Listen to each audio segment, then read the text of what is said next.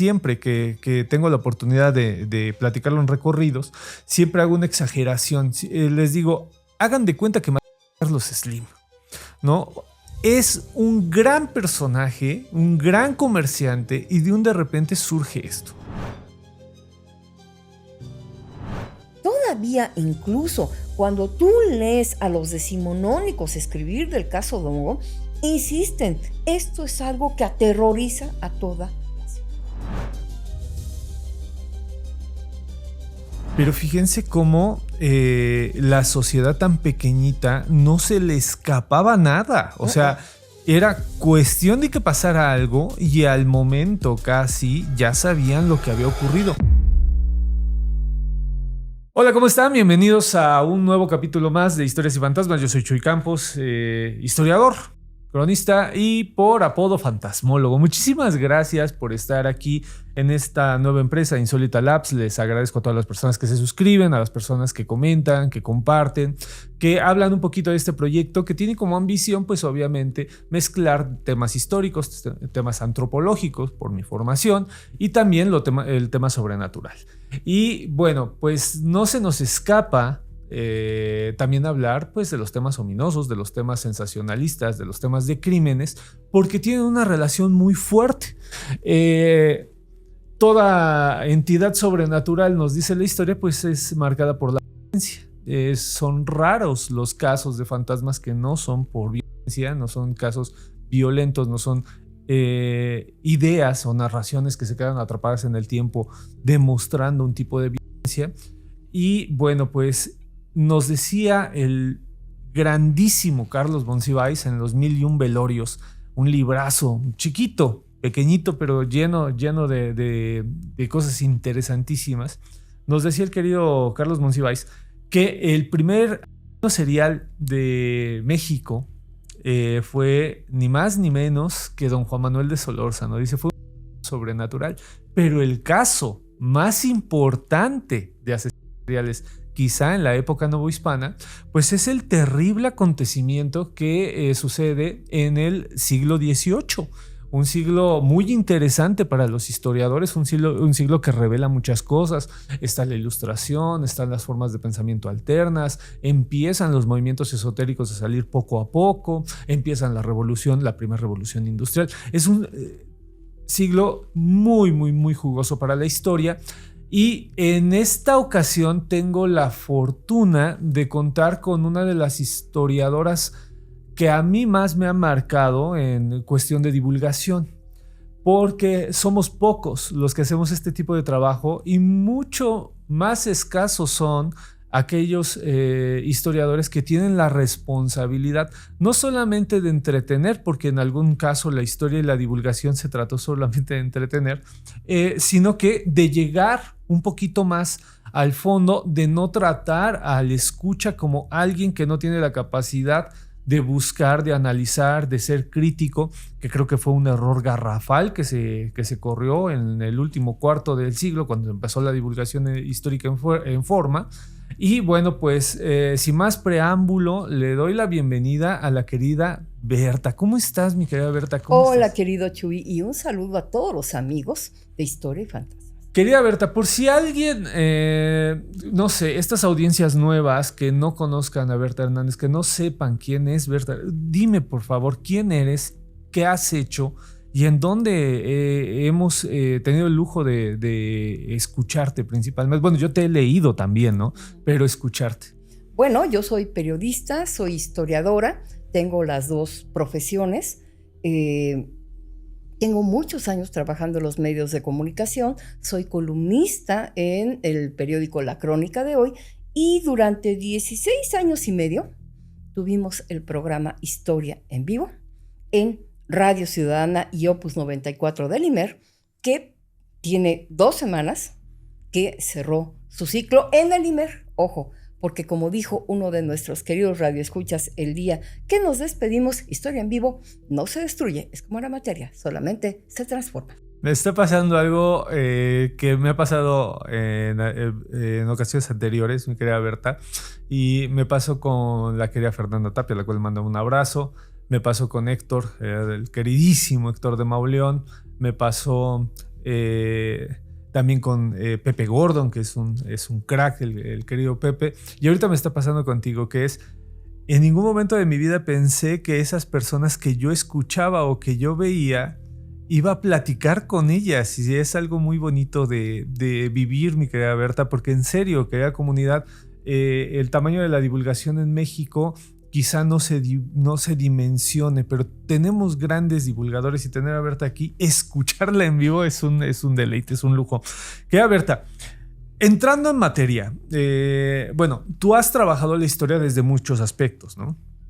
Siempre ha sido muy abierta la forma en la que platicas la historia, pero yo te traigo acá con mis temas cuchicuchescos y chingüengüenchones que tanto me caracterizan, y te traigo con un temazo. Un tema que pocas veces se cuenta o se cuenta desde el lado sensacionalista. Simple y sencillamente le damos, abrimos esa puerta y decimos, ok, vamos a ver qué crímenes ocurrieron, qué cosas feas han pasado en la época virreinal. Y recuerdo, ahí tú me sacarás del error porque, queridos, insisto, Berta es una enciclopedia andante.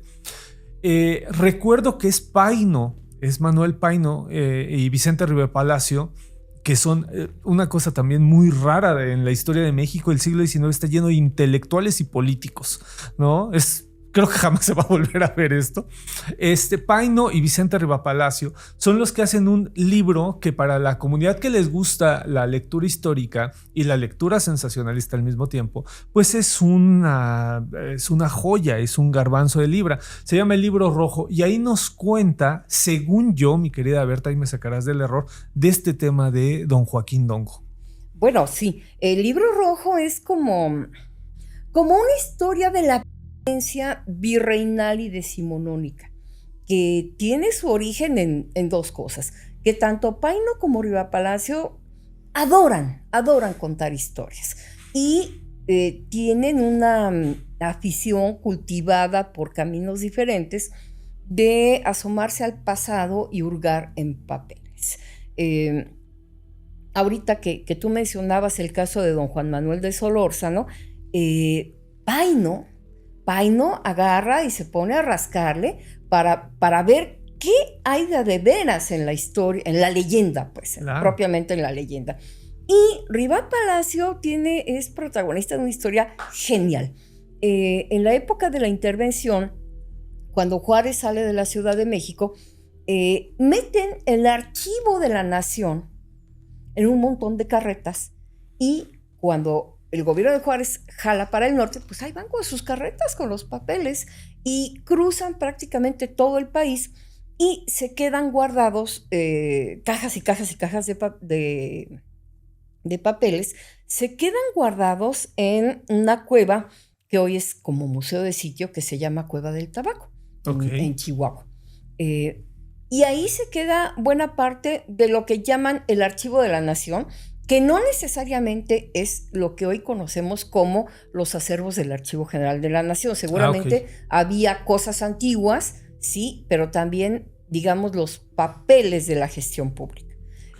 Pero había un conjunto de papeles que hoy están en lo que conocemos como el ramo Inquisición. Claro, y que ha sido tan importante.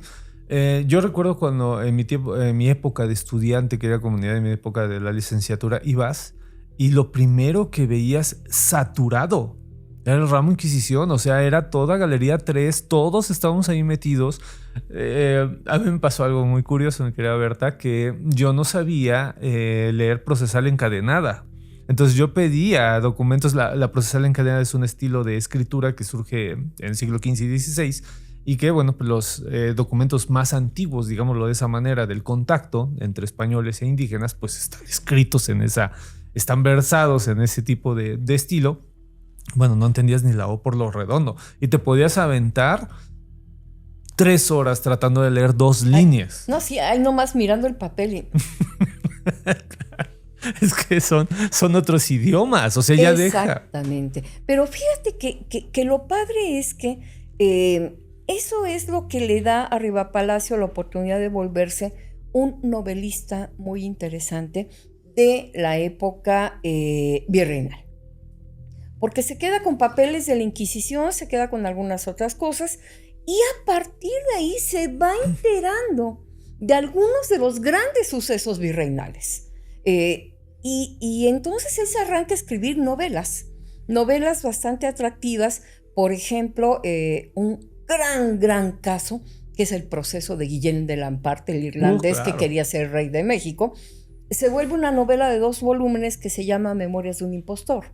Está otra novela como Monje Casada, Virgen y Mártir, Martín Garatuza. En fin, las novelas de aventuras de a de veras de la segunda parte del siglo XIX son de la pluma de Vicente Arriba Palacio, pero alentadas con la imagínate la cabeza bulliéndole después de leer todo claro. Eso, ¿no? Sí, desde luego. Es que Vicente Arriba Palacio pasa la historia, querida comunidad, bueno, la gente novísima que nos ve, pasa la historia por el plan de Tuxtepec. O sea, es como que, ok, ahí está Vicente Arriba Palacio.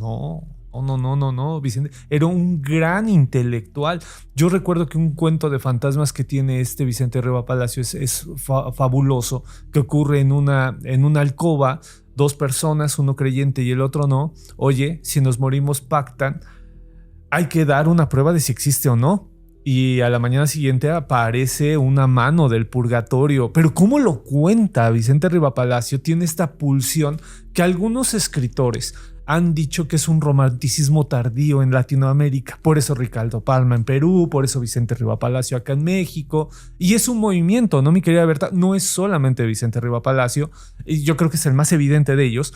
Pero hay un montón de personas que están haciendo esta añoranza, porque también está cambiando la ciudad tremendamente y se les está escapando la ciudad en donde jugaron ellos. Es una nostalgia tan bonita de estudiar, porque decía esta Clementina Díaz, que hace Los Cafés, un libro genial en Editorial UNAM, que hace Los Cafés en el siglo XIX, decía que si tú pudieses viajar 30 años de 1870 a 1900, la ciudad ya era otra.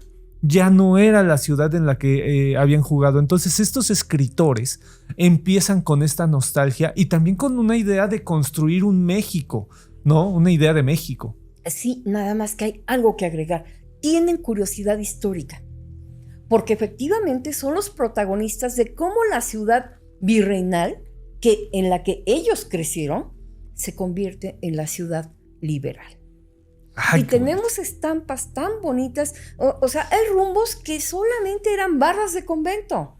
Hoy no les reconoceríamos. Claro. Pero pegas el brinco a la reforma liberal e imagínate nada más a un personaje genial que era Juan José Vaz, llevando a un montón de operarios con mazos a tumbar los muros del convento de San Francisco. Y como obviamente todo el mundo le saca, porque se van a condenar por andar tumbando el convento de los padrecitos, entonces, ¿qué hace? Se pone a cantarles los cangrejos. Cangrejos al combate, cangrejos al compás. Y entonces como que la gente se empiezan a emocionar. Sí, y paz, y bolas, se vuelan el convento y nace la calle de Independencia. Es que Juan José Vaz, ya llevamos 3 minutos y ya estamos metidísimos. Juan José Vaz es el hereje más grande del siglo XIX, querida comunidad. Se metió a caballo a la catedral. O sea, al atrio. No le levantes falsos. Es que, de veras. Que por cierto, es familiar. Sí, pero espérense, ¿no? Es familiar de mi. Bueno, ahí voy a cometer una indiscreción de una muy buena amiga. Es familiar, Juan José Vaz. Sí, ya sé de quién hablas. Entonces, para mí es un superhéroe, porque en mi espíritu hereje, yo cuando leí esto dije, no, bueno, es que este señor es tremendísimo. Es que es un tipo bien resuelto, bien, así como decir, sas, va, y va, de veras. Sí, ¿no? Claro. Ahora, yo diría en su abono, en su descargo, que esa energía la aplica a cosas así como tumbar el convento de San Francisco, así como meterse a caballo al atrio de catedral, la famosa batalla del Jueves Santo, pero también la aplica a cosas más trascendentes, pero menos conocidas. Él es el que le vende al presidente Sebastián Lerdo de Tejada la idea que traen ingenieros astrónomos muy reputados de este país, de que hay que mandar una misión científica a Japón. Ah, mira, eso no lo sabía. Estudiar el fenómeno astronómico que se llama tránsito de Venus. Que los más chavos que nos están viendo van a decir, ¿qué? Bueno, en el siglo XIX importaba mucho esto de observar el paso del planeta Venus delante del Sol, porque a partir de eso se podía calcular la distancia que hay de la Tierra al Sol. Para eso servía. Claro. Bueno, pues es más el que oye al ingeniero Francisco Díaz Covarrubias, que aunque es subsecretario de Fomento, pues él no tiene derecho de picaporte con Lerdo. Bueno, pues vas, sí. Claro. Vas es diputado, y entonces va y le explica. Y Lerdo, que era un tipo también muy maltratado por la historia, al que le cae el 20 y dice, oye, pues sí. Qué fuerte, sí es muy maltratado. Yo leí, si mal no recuerdo, de Barajas, de nuestro querido Fisgón, leí que fue el presidente más atacado en el periodismo de la historia. Y sí me llamó mucho la atención, querida comunidad, por Peña o por Fox, o porque decías, bueno, pues si estos les dieron hasta por debajo de la lengua. Y pues Barajas decía, nada comparado con Sebastián Lerdo de Tejada. Con Lerdo la cosa es terrible, porque a Lerdo le critican hasta que le guste comer.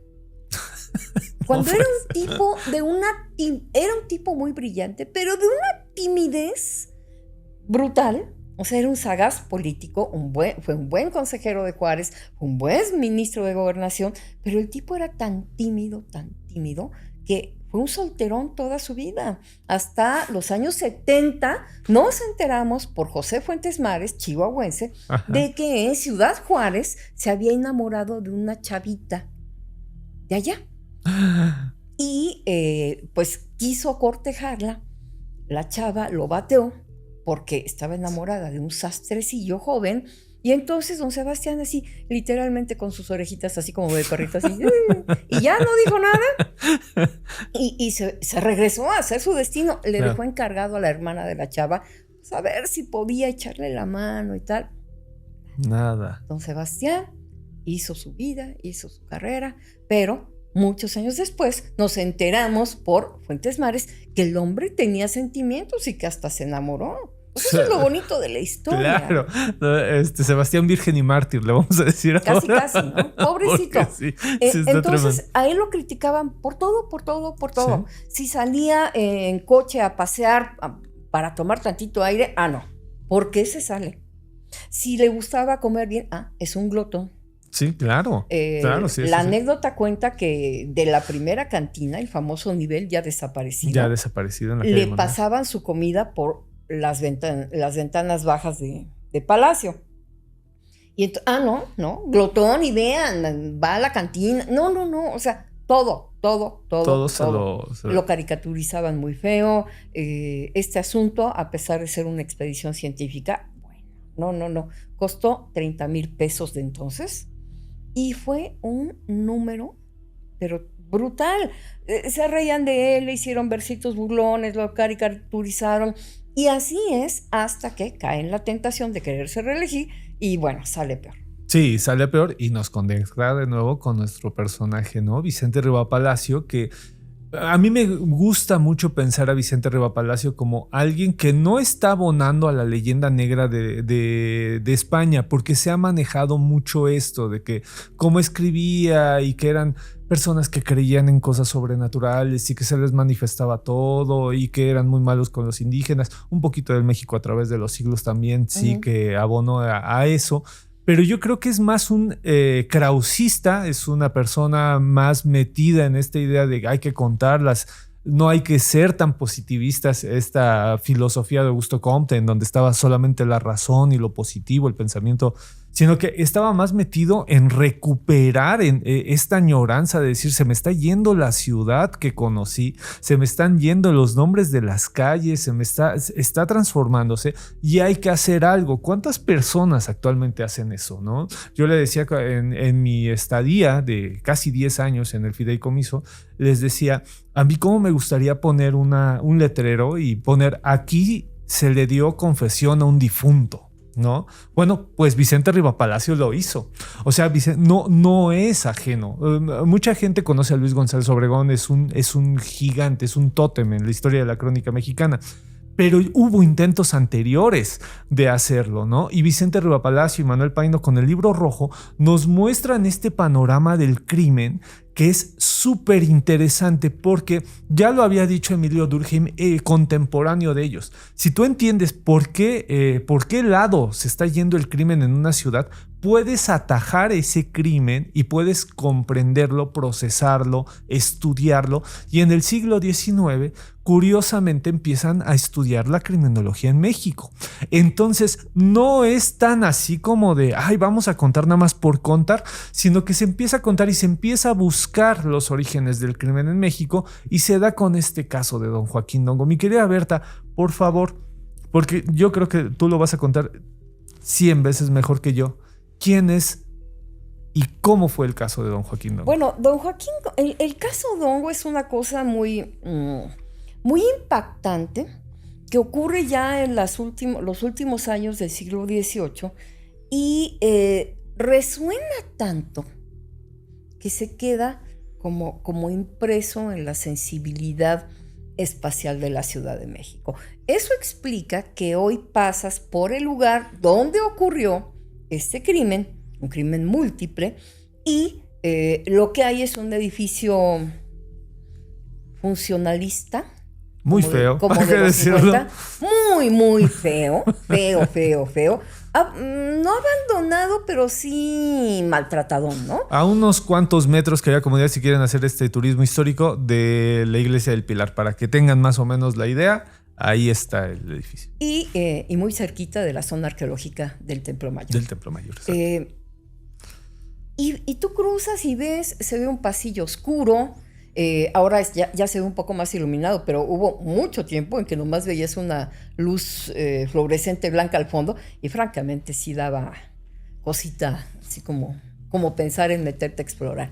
Pero lo interesante es que tiene un pegote de cemento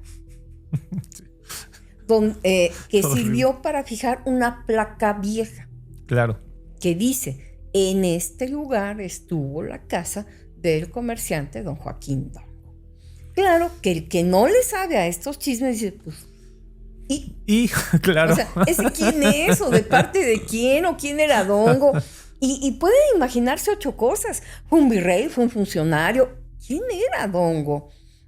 Claro que si le rascas, entonces te empiezas a enterar. Y efectivamente, en la calle de Donceles, lo que hoy es la calle de Donceles, en esa época ese tramo era la calle de Cordobanes, 1789, el mes de octubre, un soldado se encuentra a pocas calles de este lugar, un carruaje abandonado, y pues les llama la atención, porque eso de que un carruaje más o menos bien, pues no esté ahí aventado, y los caballos así como un poco sueltos, algo pasa, ¿no?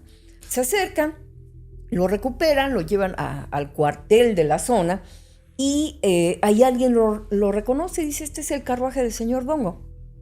Y el señor Dongo, otra vez, ¿qué? El señor Dongo es un comerciante no rico, riquísimo, sí, que tiene su casa en la calle de Cordobanes.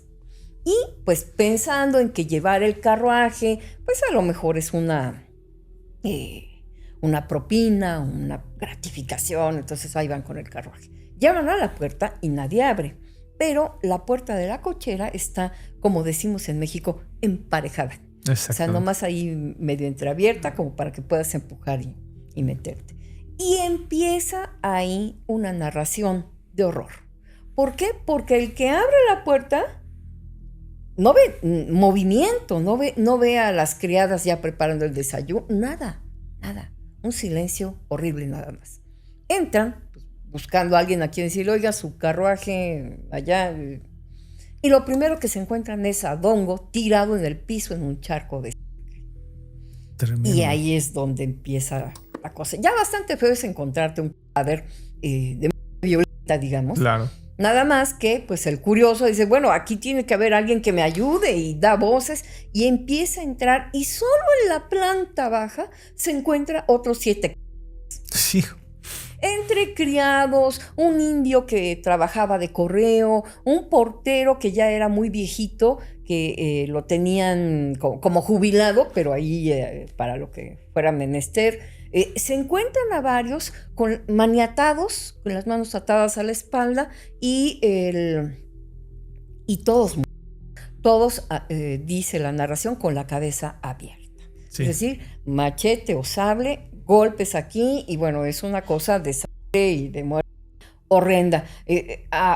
Asustadísimo, el cuate que entró para intentar avisar del carruaje, sale pero tendido. Sale y va a avisarle al alcalde de corte, va a avisar a las autoridades, y al rato, en esto que era una ciudad chiquita, un huevito, que era nuestro centro histórico, lo que hoy llamamos centro histórico, se empieza a saber que han asesinado al señor Dongo, pero no solo al señor Dongo, sino a un montón de gente más. Claro. Llegan las autoridades, entran y entonces empiezan a tomar nota.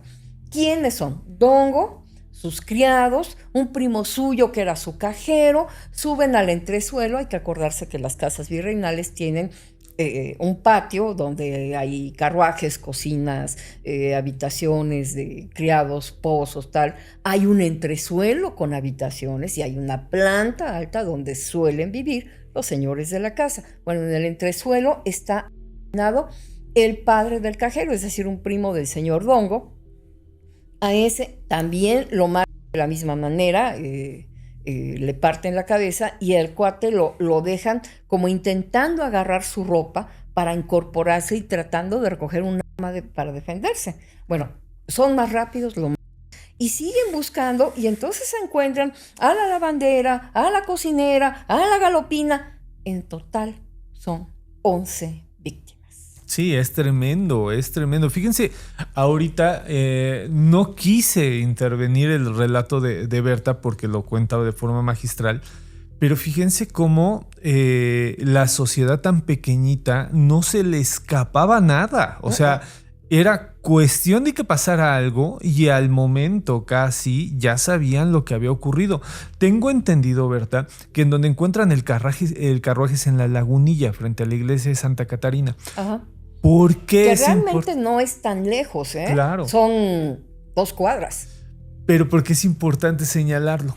Porque en esa época allí estaba el rastro. Es decir, el barrio de la Lagunilla siempre fue un barrio popular, bueno, en época colonial, porque en época prehispánica jugaba otro papel, pero era interesante que un carruaje tan fino y de una persona tan importante estuviera frente a la iglesia de las afueras de la Ciudad de México. Ese es el primer punto que me gustaría señalar, porque ahí ya algo no encajaba.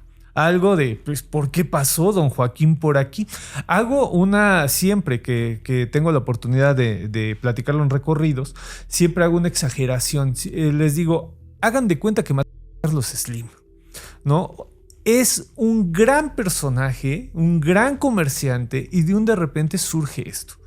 Después, esto de que esté entreabierta una casa tan importante, si mal no recuerdo es al filo de la mañana cuando lo descubren, también llama la atención. La vida en ese entonces, querida comunidad, empezaba muy temprano. Muy temprano, no digo que ahorita no, porque ya vemos gente que nos levantamos muy temprano. Yo soy de ellos, ¿no? Me levanto diario a las 5 de la mañana. Es una especie como de penitencia que me autoimpongo para hacer ejercicio y todo este tipo de cosas. Pero bueno, empezaba la vida temprano.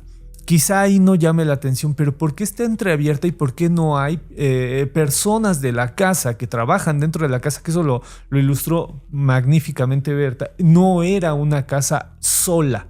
Las casas solas en este periodo son raras si eres una persona caudalada. Siempre tienes gente que te está ayudando. Entonces, cuando entran estas personas, pues se encuentran, como dice el querido Bernardo Esquinca, se encuentran que hasta el perico, ¿no? Él lo escribe en un texto también muy bonito. Y bueno, empiezan las investigaciones, mi querida Berta, y eso es a mí lo que me gusta mucho de la historia de don Joaquín Dongo. Ándale. Porque las investigaciones que hacen, híjole, es un cuento de investigadores. Hagan de cuenta que, o sea, es una novela policíaca la que estás leyendo. Y no o sea, todavía no existía la novela policíaca cuando nos cuentan esto, ¿no? Pero son los documentos, Berta, los que nos dejan ver cómo la ilustración, porque recordemos que en este momento ya está la ilustración pegando fuerte acá en México, cómo ya impacta en ciertas instituciones. Y acá, el caso de don Joaquín Dongo, ¿cómo revelan quién fue? Es porque ya está ese pensamiento dentro, según tengo entendido, ya me sacarás del error, y empiezan a averiguar, a buscar indicios, quién estuvo, quién no estuvo, a qué horas, con quién platicó, con quién no platicó, quiénes contaron que tenían aversión a don Joaquín Dongo, y empieza un tremendo caso, ¿no? Mira, yo veo ahí como dos grandes puntos en cómo se resuelve. ¿Por qué? Porque hay un tema político importante. El virrey Revillagigedo acaba de llegar. Claro, sí. ¿Cómo lo? Y hay allí necesariamente una decisión política de cómo resolver este múltiple, donde la principal víctima pues es un hombre tan prestigiado en la ciudad y con fama de rico. ¿Qué es lo que pasa? Llega Revillagigedo y Revillagigedo hace una bola de cosas fantásticas.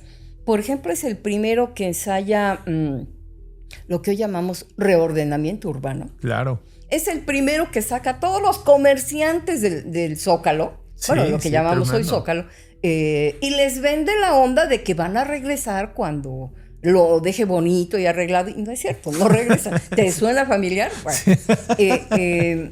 También arregla el atrio de la catedral. Es el que empieza a ordenar el asunto del servicio de limpia, que es un problema de siglos en esta ciudad. Y hay un texto formidable, Marcela Dávalos, Basura de Ilustración se llama ese libro. Bueno, nada más como detalle, y esto desde luego que nuestros amigos que nos están oyendo les va a caer el 20 así. Seguramente recuerdan que cuando llega el camión de limpia, a donde sea, se oye una campana. Bueno, esa es una onda del virrey de Revillagigedo. Fíjate. O sea, seguimos, la huella de este hombre es muy profunda en el cambio de la ciudad. O sea, hay una vida virreinal profunda, la que se deriva de la conquista, pero también tenemos esta que se empieza a gestar en el siglo XVIII, donde ya esto es más novohispano que español. Claro. Donde definitivamente ya empezamos a ser como somos hoy. Bueno, él llega y yo creo que cuando yo estaba repensando el caso Dongo, yo decía, bueno, aquí importa mucho hablar de Revillagigedo. ¿Por qué? Porque Revillagigedo se pone a dar un discurso, o su discurso de reacción es casi como lo que vemos hoy, ¿no? Toda la fuerza del Estado y no vamos a parar hasta resolverlo, tope donde tope, bla, bla, bla. Sí, la diferencia es que Revillagigedo tiene capacidad ejecutiva. Claro. Y toma en sus manos la directriz de la investigación. Okay. Ahora, tú dices, bueno, ¿y por qué tanto empeño? O sea, basta porque con la importancia de Dongo para que un virrey recién llegado diga, vamos a echarle todas las ganas a resolver esto. No. Aquí creo que hay dos problemas. Revillagigedo definitivamente no quiere que le tomen la medida y que pase a la historia a 2 semanas de haber llegado como un tipo blando que dejó correr las cosas y si encontraron a la bien y si no lo encontraron, pues también, ni modo, ¿no? Sí, qué claro. Mala onda, ¿no? No, yo creo que hay una decisión política en el caso de Revillagigedo y la investigación sobre Dongo, porque además, y esto también va para los más chavos que en sus clases de historia a lo mejor no les contaron que el virreinato, los 3 siglos de vida virreinal, tienen una efervescencia tremenda y más bien como que a veces nos quedamos con la idea de que no pasó nada, ¿no? De que era un rollo como muy administrativo, como muy burocrático en el mal sentido del término. Y no es cierto. Hay un montón de jaloneos, tensiones, decisiones, grillas, negociaciones y una de las cosas que pasa es que hay frecuentes roces entre los virreyes recién llegados y las autoridades novohispanas. Que es muy natural, ¿no? Claro. Llega un virrey, el que quieras, convencido de que es el representante del rey de España. Claro, claro. O sea, claro. eso dice su papel, ¿no? Eso dice su nombramiento. Y cuando llega aquí, para empezar, los señores de la audiencia dicen, órale. Y a golpes, a jaloneos, a groserías, groserías de gestos groseros, no de insultarlo, le empiezan a enseñar que en la Nueva España las cosas son diferentes. Claro. Que se hacen y se resuelven de cosas diferentes. Hay docenas de casos donde hay pliegos de queja, donde el virrey se queja al rey de España de que llegó y la audiencia no lo recibió como él cree que deben recibirlo, o personajes de la audiencia se quejan de que el señor virrey llegó de manera grosera y arrogante y tal. Seguramente en los archivos de la corona española debe haber notas de esas que dices, ay no, otra vez ya se están peleando en la Nueva España. Bueno, ese es el contexto en el que llega Revillagigedo. Y yo lo que sostengo es que Revillagigedo dice, a mí no me van a tomar la medida a 2 semanas de haber llegado. Claro. Y no voy a dejar que esto quede como algo que yo no pude resolver. Y entonces viene la gran instrucción. Vamos a averiguar en todos lados. Quiero un rastreo en todos los rumbos, los barrios bajos, las accesorias. ¿Dónde están los vagos? ¿Dónde están los desocupados? ¿Dónde están los que no tienen oficio ni tienen beneficio? Es decir, no tienen hacienda o herencia de la que vivir. Porque entre esos están los asesinos de Dongo. Pero efectivamente, Chuy, cuando tú lees los papeles de la investigación, te encuentras cosas que ahora para nosotros son muy, muy evidentes. ¿Por qué? Porque ya tenemos una cultura de 30 años de programas como CSI, como PONS, como cualquier cantidad de cosas. Exacto, criminología, ciencias forenses. Y entonces hablamos de indicios, claro, de pistas, de huellas. Y realmente las instrucciones para investigar el caso Dongo son así. Hay un gesto, una instrucción que a mí me gusta mucho, porque les dicen, a ver, llévense esta, que es una de las hebillas de los zapatos de Dongo. Sí, es bellísima. Y se van a la calle de plateros, es decir, a ver al gremio de los plateros, y se las van a enseñar a todos los plateros del barrio. Claro. Porque si les llegan a vender una hebilla de este tipo, estamos ante los probables sospechosos del crimen. Fíjense con qué cosa empiezan a buscar, o sea, es tremendo, es tremendo. Perdón que me emocione tanto, pero estamos hablando del siglo XVIII, esto no existía, solamente hay un caso que no sale de los jesuitas, que es el crimen de la profesa, que es parecido, pero en este, a diferencia del crimen de la profesa, que también trataremos en alguna ocasión, en este sí hay como que esta soltura de ver cómo se hizo, ¿no? Y esto de la hebilla es tremendo. Exactamente, porque así es todo, empezar a interrogar gente, fijarse en los desocupados, o sea, cosas que ahora nosotros son como muy evidentes, ¿no? Evidente, sí. Pero es que tenemos cultura de CSI. Claro. Ahora, lo que pasa es que precisamente esa cultura de CSI a nosotros nos hace pensar que un crimen se resuelve más o menos en 1 hora, comerciales incluidos. No, la cosa es un poco más laboriosa, ¿no? Claro. Y efectivamente, cuando tú lees los papeles del caso Dongo, ves que son días y semanas buscando, interrogando, husmeando, buscando informantes, y todo es buscar.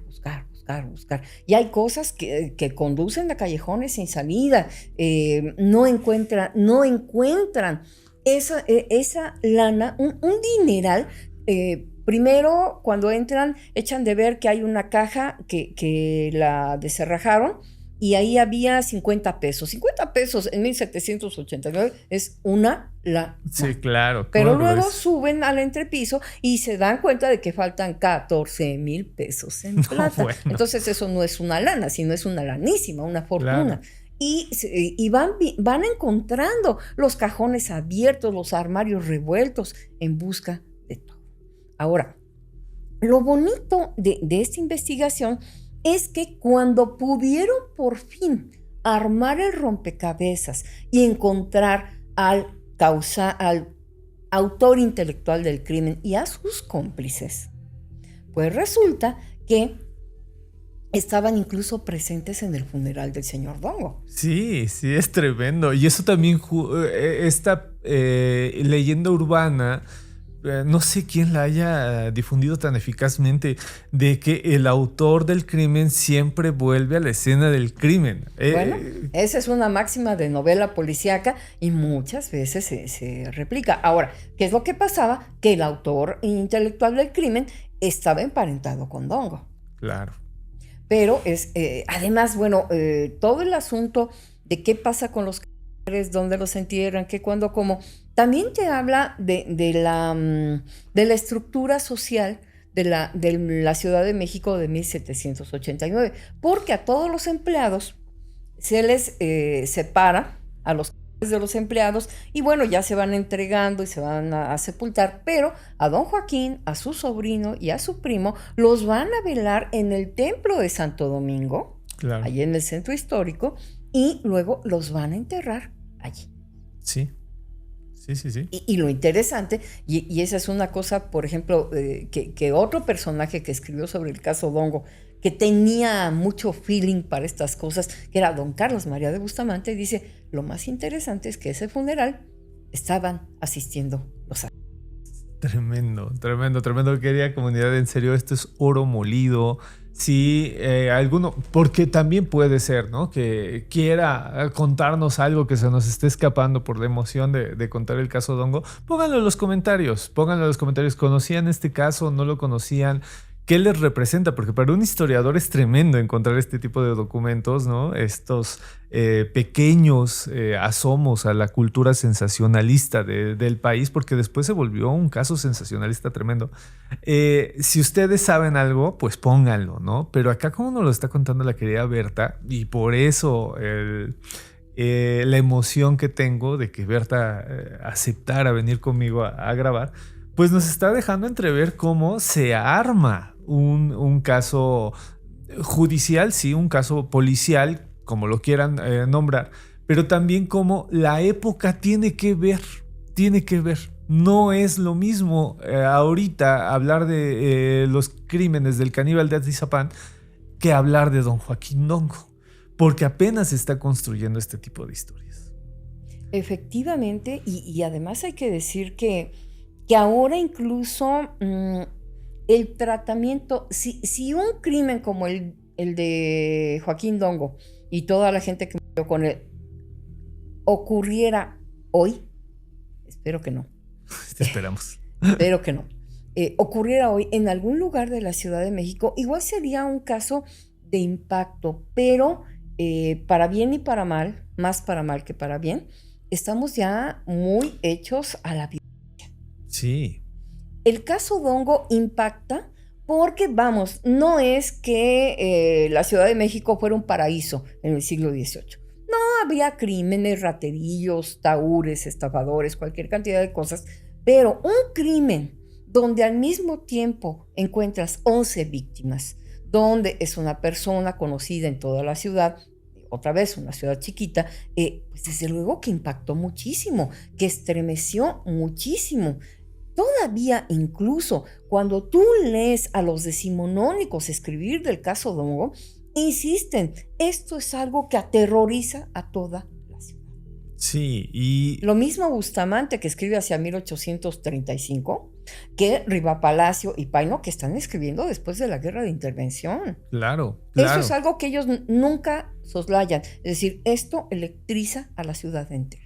¿Y cómo se resuelve, mi querida Berta? O sea, cómo resuelven el caso es magistral, querida comunidad, porque te deja ver, yo siempre he pensado, ¿no?, como cuando realmente las partes de estas investigaciones funcionan tan eficazmente para este tiempo, que es el siglo XVIII, insisto, ¿no?, finales del siglo XVIII, para este tiempo, con lo poquito que tenían, lo tanto que hicieron y lo rápido que lo resolvieron y cómo lo resolvieron, que eso también es tremendo. Y que ahí se llevan entre las patas un querido escritor que yo quiero mucho, porque es homónimo de uno de los delincuentes, ¿no? Pero bueno, a ver, cuéntanos, Berta. Bueno, lo que pasa es que, mira, no solo hay un clima entero que ahoga la ciudad, un clima de tensión, un clima de susto, pero también un clima que rápidamente gira y se vuelca sobre la idea de la investigación.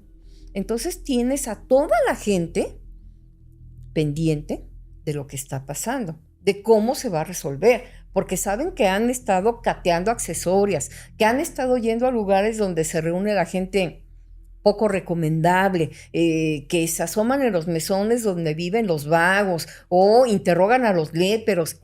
Hay de todo, pero, ¿qué te genera eso? Que Pues, tienes a una población sensibilizada. y como que muy atenta, ¿no? Eso. Y entonces hay que acordarse que la madeja se empieza a desenredar por una gota de sangre. Literal. Literal. Y conste que no había ADN. Una gota de sangre que aparece en la cinta del cabello de un caballero que va a que le arreglen el pelo. Es una época en la que los hombres usan el pelo largo, usan coleta y suelen atársela con una cinta. Hay que hacer una precisión que quizá esté sobrada, pero a mí me gusta mucho hacerla. Para el siglo XIX empieza la sobriedad en la vestimenta masculina de personas con representación masculina. Empiezan a volverse más sobrios, utilizan los colores oscuros, ya no son tan emperifollados como antes, pero en el siglo XVIII no. En el siglo XVIII la belleza estética del hombre tenía que ver con todo, el ajuar, con todo, o sea, eran personas muy producidas, decimos la chaviza, ¿no? O sea, son personas que traen anillos, que traen cordones, se dejan el pelo largo, se maquillan, tienen una serie de artefactos para verse bien. Por eso es esta situación del pelo largo, cuidado, porque ya si te asomas al siglo XIX, a finales del siglo XIX, la concepción masculina cambió tremendamente. Ya eran personas muy sobrias, con colores blancos, negros, muy bien definidos y con nada de esto que pasó en el siglo XVIII, ¿no? De cómo se veían, de esta estética. Desaparece por las revoluciones industriales, ¿no? Por esta idea de verse sobrio, de verse... Hay un psicólogo que lamentablemente ahorita no se me viene a la mente porque mucho de mi memoria, querida Berta. Hay un psicólogo que dice que cambia la belleza por el conocimiento, ¿no? Dicen, ahora la persona que es bella porque conoce o es bella porque tiene dinero, pero no como luce, ¿no? Entonces importa no que seas bonito, sino que seas interesante. Exacto. Bendito sea Dios, porque si no, imagínense qué friega nos llevamos los feos. Pero bueno, es por la gota de que encuentran en el pelo. Y este hombre que está atendiendo a que llega a arreglarse el pelo, que además, esto es una cosa interesante, las clases más altas todavía usan en ciertos momentos peluca. Claro. La mitad de nuestros virreyes del siglo XVIII tienen unos retratos formidables, la gente los puede ver allá en el castillo de Chapultepec. Y son unas pelucas enormes, muchas veces rubias o blancas, de rizos, muy aparatosas. En algún otro momento del 17, del 18, las pelucas son del color del cabello, en fin. Pero vamos, es un accesorio, claro, de los caballeros. Bueno, ahorita ya tenemos casi un pie en el siglo XIX cuando ocurre esto, y entonces la gente común, la gente de a pie, no gasta tanta parafernalia. Sencillamente usan el pelo largo, se lo recogen con una cinta, pero mal que bien hay que darse una manita de gato, ¿verdad? Y el peluquero que ve a este hombre que lo atiende, pues le llama la atención la gota de sangre.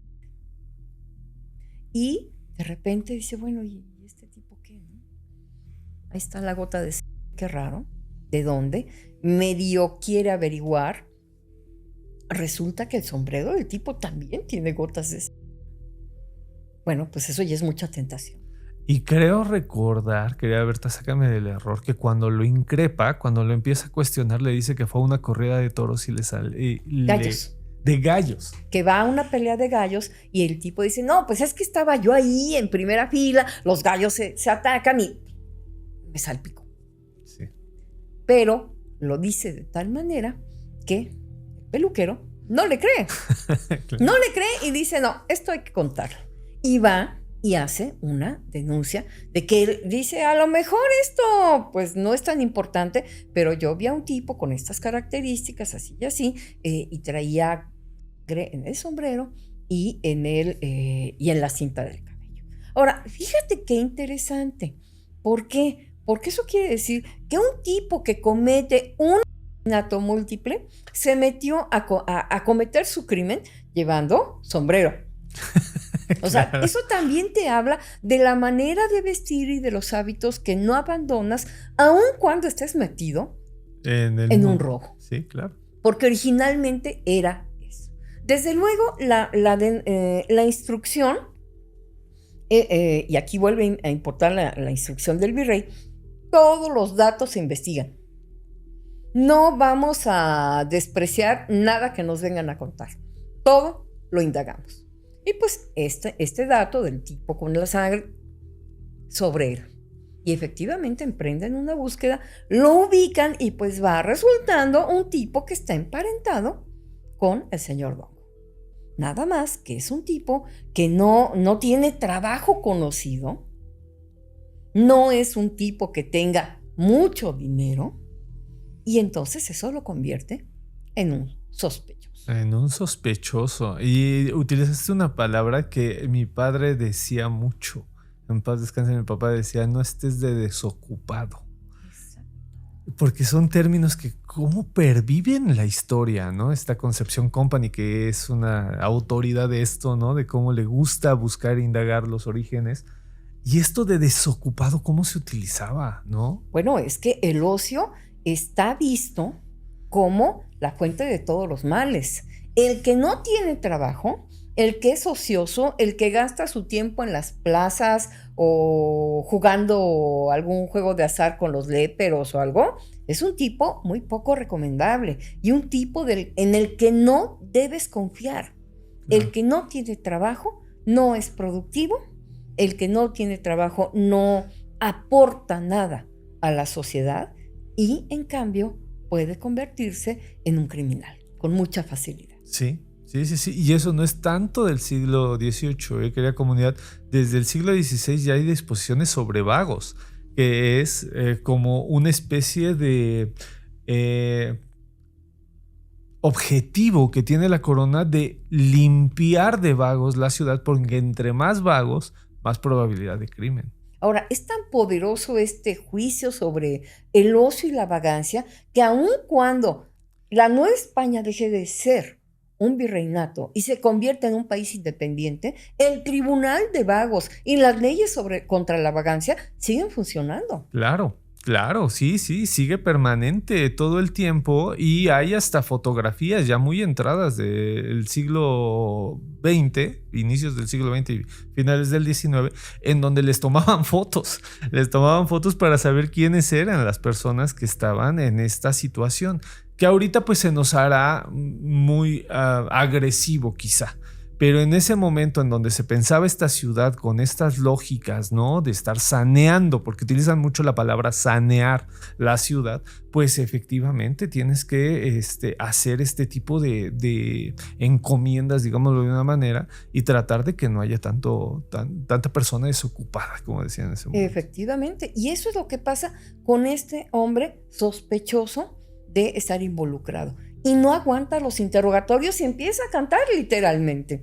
Y entonces ya tienen identificado a este hombre, pero también a sus cómplices. Y van a catear las habitaciones de todos y cada uno. Y encuentran efectivamente una capa manchada de sangre. Empiezan a encontrar, es más, van con la instrucción de ser tan precisos que en una de las habitaciones se encuentran que hay una columna de madera con un montón de huellas de algún instrumento punzocortante, es decir, un machete o un sable, donde estuvieron practicando el golpe. Porque vamos a regresarnos a la escena del crimen. La mayor parte de las víctimas tienen, por gore que suene esto, tienen la cabeza del impacto con golpes de sable o de machete. Claro. Y eso es lo que vemos cuando levantan todas las víctimas. En los papeles dicen, la galopina estaba así, la cocinera estaba así, la lavandera, don Joaquín, tal. Y la mayor parte de las víctimas mueren por ese tipo de heridas en la cabeza. Ahora, ¿qué quería decir? Vamos a salirnos de la escena del crimen y vamos a verlo con la distancia. ¿Qué es lo que estás viendo? A un grupo de criminales que iban decididos a todo, Claro. con tal de llevarse el caudal de Joaquín Dongo, que estaban perfectamente mentalizados, dispuestos a echarse 2 o 3 cristianos, si eso les facilitaba tener acceso al dinero. Sí, efectivamente. Es rudísimo. Es muy fuerte para la época, o incluso hoy, ¿no? Porque hoy está incluso tipificado, porque eso es lo que hace que un crimen sea cometido con premeditación. Claro. Sí, y es la premeditación es un agravante. Sí, exactamente, es un agravante. Sí, también quiero recordar, mi querida Berta, que hay alguien en el Panteón de Santa Paula que está llevando a cabo un negocio y que también resulta de los culpables, ¿no? Y hay uno que, por eso les decía que nos vamos a llevar entre las patas a un querido escritor, que se llama José Joaquín Blanco. Uno de los 3, ¿no? Tremendo, porque José Joaquín es, si no han leído a José Joaquín Blanco, léanlo, es muy divertido. Y bueno, pues sale homónimo de nuestro escritor. ¿Quién iba a decir? ¿Quién iba a decir? Pues sí, efectivamente, uno es un señor de apellido Aldana, otro es Blanco, y ahorita se me escapa el tercero, que son los 3 principales criminales, pero efectivamente son ubicados, se catea toda la habitación, las habitaciones de cada uno de ellos y se encuentra el botín. Porque además, digo, hasta eso son criminales con 5 gramos de conciencia de que lo que hicieron es el escándalo de todo el reino de la Nueva España y se tienen que esperar para poder empezar a disfrutar de lo que robaron. Claro. Entonces prácticamente encuentran íntegro el botín. Sí, eso también llama la atención. También que no huyesen, porque las personas que no cometemos crímenes, lo primero que hubiéramos hecho sería, pues, patitas, ¿para qué las quiero? Vámonos. No, aquí me van a agarrar, ¿no? Pero también hay que pensar en que la época no te permite la movilidad que tú traes en tu cabeza, ¿no? De ahorita llego a Veracruz y de Veracruz me pelo. No, sino que eran meses de viaje, era bajar las expectativas de que se frustraran las investigaciones, que a final de cuentas creo que esa era como que la idea, y ya después partir. Le apostaban mucho a que se apagara, ¿no? A que precisamente eso que no quería Revillagigedo. Exactamente. Que hubiera 2 semanas de mucha bulla y luego empezar a bajar y ya, ¡ay, qué mala onda!, ¿no? Y no, por eso te digo que la parte de la decisión política de Revillagigedo es bien interesante, porque él no está dispuesto a que eso sea lo que ocurra, que es a lo que le están apostando los vecinos. Exactamente. Ahora, el hecho de que asistan al funeral de Dongo y de sus parientes forma parte también de esa estrategia. No es porque estuviera arrepentido el autor intelectual de, ay, qué mala onda, maté a mi tío. No. Al contrario. O sea, forma parte de una estrategia de disimulo. Claro. Eres un doliente más. Exactamente. Y la resolución, bueno, la penitencia que se cargan también es tremenda, mi querida Berta, ¿no? O sea, cómo los castigan a estos, obviamente, pues los van a pasar por la sala, pero antes de eso, pues todo el escándalo ya lo encontramos y bueno, pues a donde llega la sentencia, si mal no recuerdo, quizás sea chisme o no, porque eso no lo recuerdo en el documento, pero según lo que tengo entendido, hasta las manos les cortaron. Claro, el cortar la mano es un castigo corporal muy frecuente en el virreinato para los sentenciados por robo. Pero aquí la cosa tiene que ser muy aparatosa. Vamos, el sistema de justicia novohispano tiene todavía esa línea de que el castigo corporal debe ser importante, impactante y público. Claro. Porque la gente tiene que escarmentar viendo cómo a un criminal se le puede quitar darle las manos, someterlo a la vergüenza pública.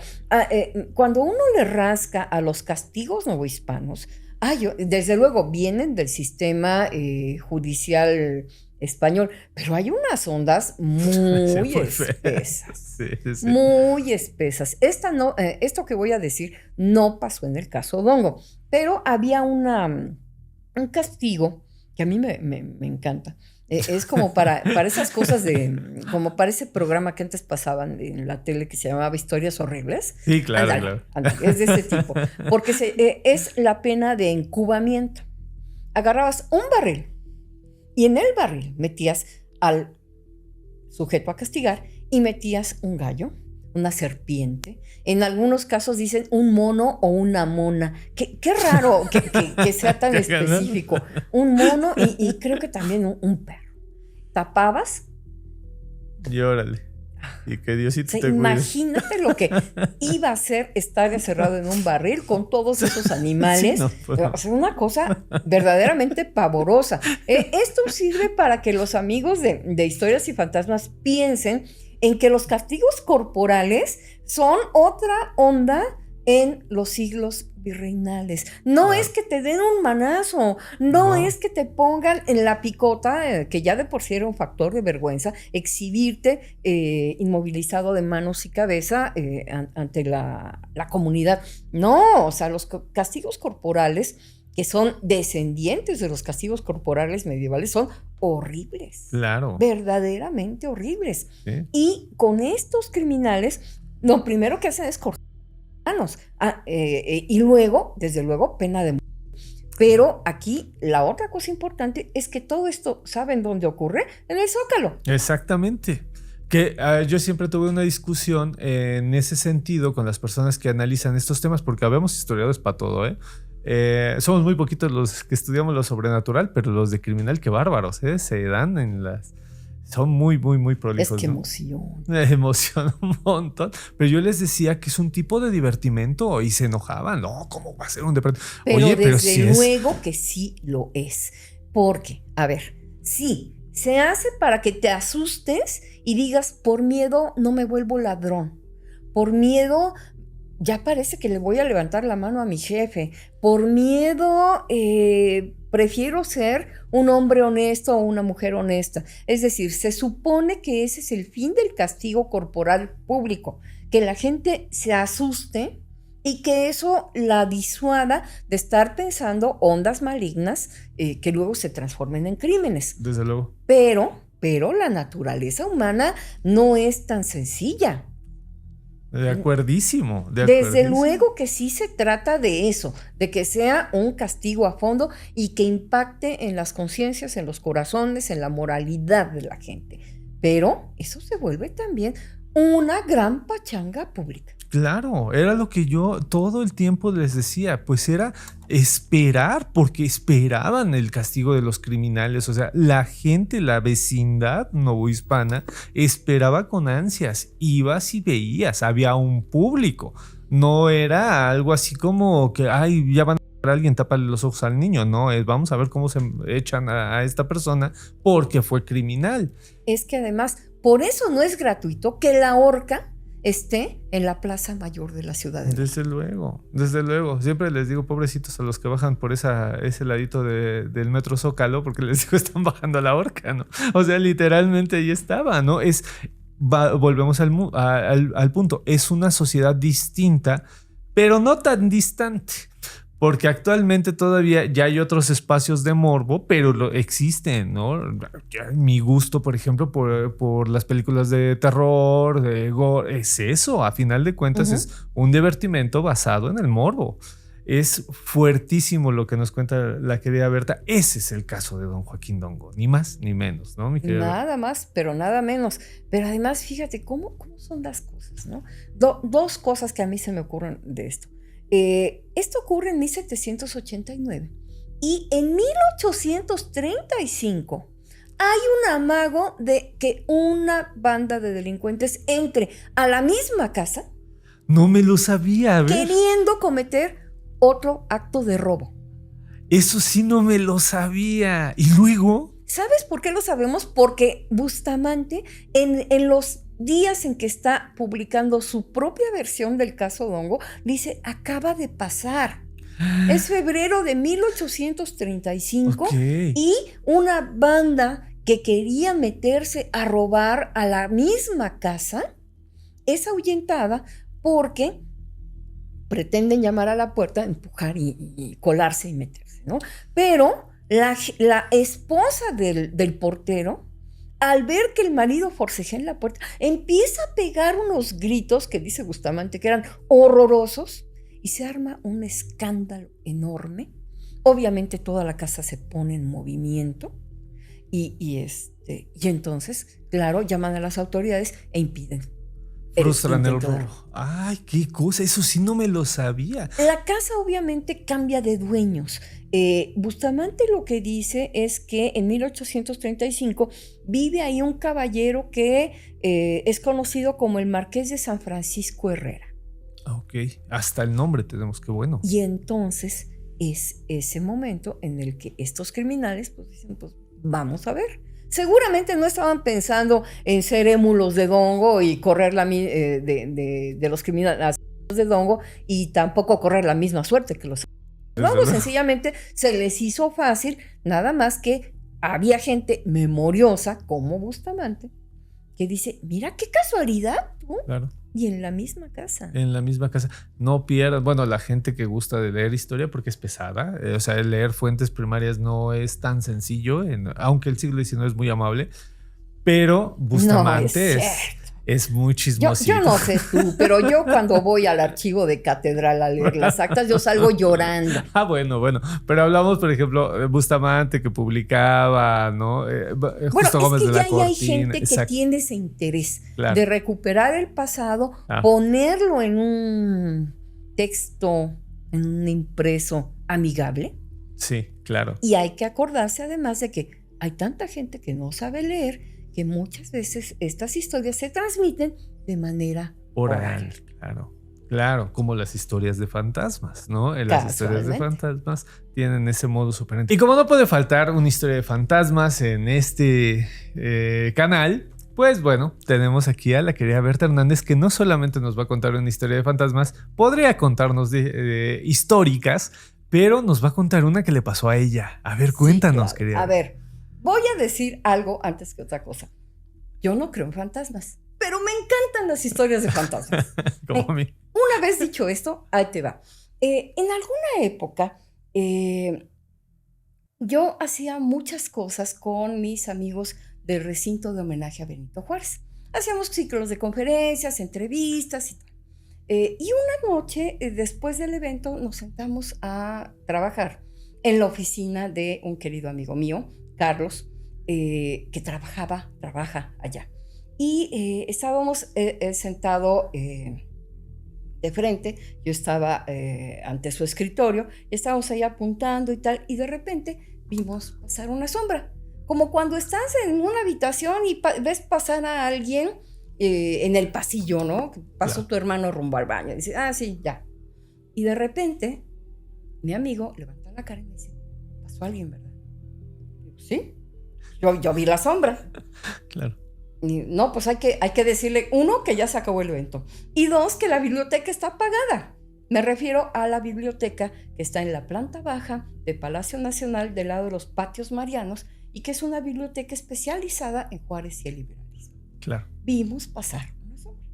Entonces me dice, no, espérate, a ver, se para, dice, le voy a decir, porque ya no hay servicio, ya eran, ¿qué te gusta? 6 de la tarde, como en otoño, que ya empieza a oscurecer más temprano. Entonces se para, yo voy atrás de él y salimos y la biblioteca está apagada. Claro. No hay nadie. Y entonces, ¿qué onda? No, pues ¿qué onda? Prende las luces, desde luego no hay nadie. Y me dice, pero vimos una sombra, ¿no? Claro. Yo, sí vimos una sombra. Pasó. Después, por esos días aparece ahí un poco la anécdota de que los policías que resguardan el recinto de homenaje a Juárez, hay uno en la entrada y otro en la salida. es un recinto, ahorita no está tan fácil llegar, pero subes por una escalera, lo recorres, es un museo de sitio y por acá tienes salida. Y hay un busto de Juárez. Entonces había un poco la leyenda que contaban algunos policías de que el busto de Juárez se les movía. Sí, sí lo he escuchado, es tremenda. Sí. Se les movía. Y entonces, desde luego, mi amigo Carlos, que es un historiador muy serio, muy racional, siempre les ha dicho que lo que pasa es que las cámaras, pues a veces fallan o a veces brincan el movimiento del suelo. Es decir, hay toda una elaboración para explicar por qué el busto de Juárez no se mueve. Entonces, pasó lo mismo con eso. Me digo, oye, sí vimos una sombra.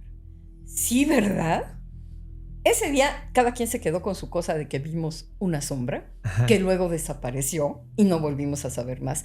Ya después, mi querido amigo, que cuando se entere que estoy hablando de esto, va a decir que soy una mula y una mala onda por andarlo contando. Pero lo cierto es que luego me dice, no, mira, yo creo que no vimos bien o algo pasó. Vimos pasar una sombra. Claro. ¿Sí? Ahí está. Ahora, ¿tú crees que no puede pasar algo así en Palacio Nacional? Claro. No, y aparte hay un montón de fantasmas ahí en Palacio Nacional. Bueno, yo la historia que conozco es Don Benito. Claro. A lo mejor tú te acuerdas, Juan Carlos Rulfo hizo un pequeño video en 2010 que se llamaba Será por eso. Y lo que él quería decir es que había presencias que la gente a veces veía. Y yo me acuerdo mucho de una entrevista que le hace a una señora que trabajaba en el equipo de limpieza de Palacio, que decía que todas las mañanas, tempranito, en su turno de las 6 de la mañana, ahí veía paradito a Don Benito, muy propio, con su de traje, con su sombrerito en la mano, y lo veía y decía, pues yo lo saludo, ¿por qué no lo voy a saludar? Claro. Digo, buenos días. Qué fuerte. Pero a lo largo de los años, mucha gente te cuenta ondas raras en Palacio. Algún amigo mío, administrador, contaba que muy, muy joven, cuando los presupuestos se hacían de otra manera, había algún salón donde estaban jóvenes empleados de la administración pública haciendo sus presupuestos, porque a cada quien le tocaba, no sé, la Comisión Nacional del Agua, la Comisión Nacional de Bosques, la CONASUPO y así, ¿no? Y en alguna noche que estaban previo a entregar el presupuesto trabajando como esclavos, de repente se oyó como si alguien hubiera levantado un libro muy grande y lo hubiera azotado contra un escritorio. Todo el mundo brincó, sacado de onda. O sea, si le rascas, la gente te va a contar 8 kilos de historias de Palacio Nacional. También hablan del nigromante, ¿no? Que claro. le hace maldades a la gente. Claro. ¿Ustedes saben sobre historias de Palacio Nacional? Pónganos en los comentarios sí, si conocían estas historias de Palacio Nacional. Mi querida Berta, pues yo le agradezco muchísimo. Si llegaron al final de este video, por favor, pónganme en los comentarios qué les pareció, qué les suena dentro de nuestro yo actual, ¿no? Que está ahí presente en el yo del siglo XVIII, ¿no? ¿Qué parte de esta sociedad mexicana ven identificada, ¿no? Que todavía, porque para eso sirve la historia, ¿no? Es estas resonancias las que nos llaman a la historia. Y bueno, pues yo te agradezco muchísimo a Berta. Berta, ¿qué proyectos traes? ¿Qué estás haciendo? Yo tengo entendido que haces unos recorridos padrísimos. Pues mira, en eso estamos.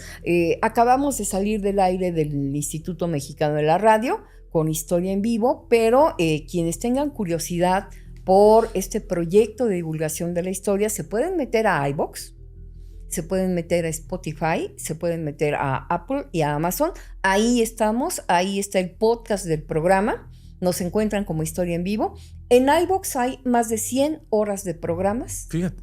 De un montón de temas. En todas las otras plataformas hay programas, pero hay en menor cantidad.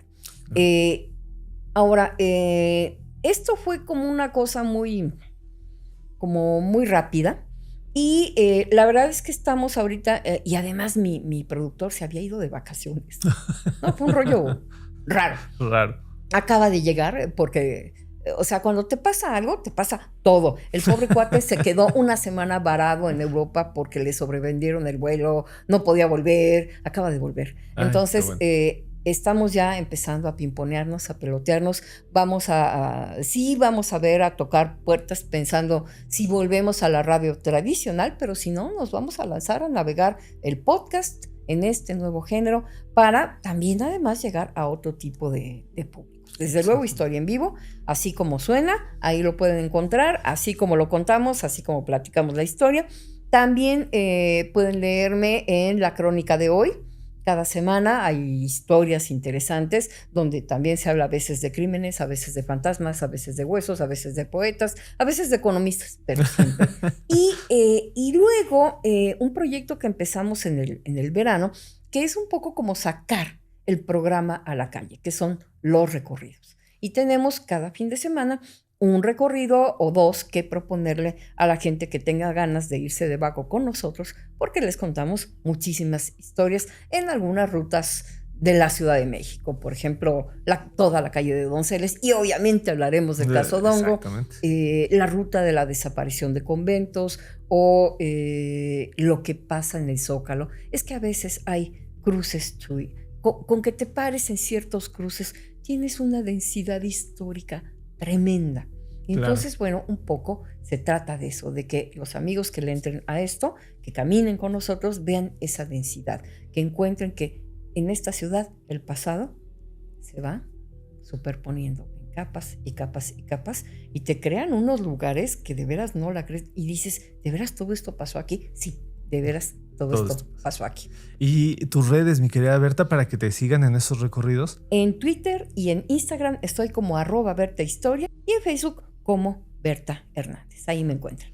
Perfecto, pues querida comunidad, les agradezco muchísimo y espero que igual que yo se hayan emocionado mucho con escuchar a la querida Berta Hernández. Insisto, es de estas personas importantísimas en la divulgación histórica que no debemos dejar de escuchar y de alentar, de promover, porque somos muy poquitos. En serio, somos muy poquitos los que en serio tenemos esta pulsión de comunicar más allá del chisme, más allá de las cosas curiosas, sino que darles este respeto de escuchas, de este respeto de gente que tiene ganas de saber su historia. Y bueno, pues Berta es una de las personas que yo más admiro en este rubro. Entonces, pues síganla, acompáñenla en sus recorridos.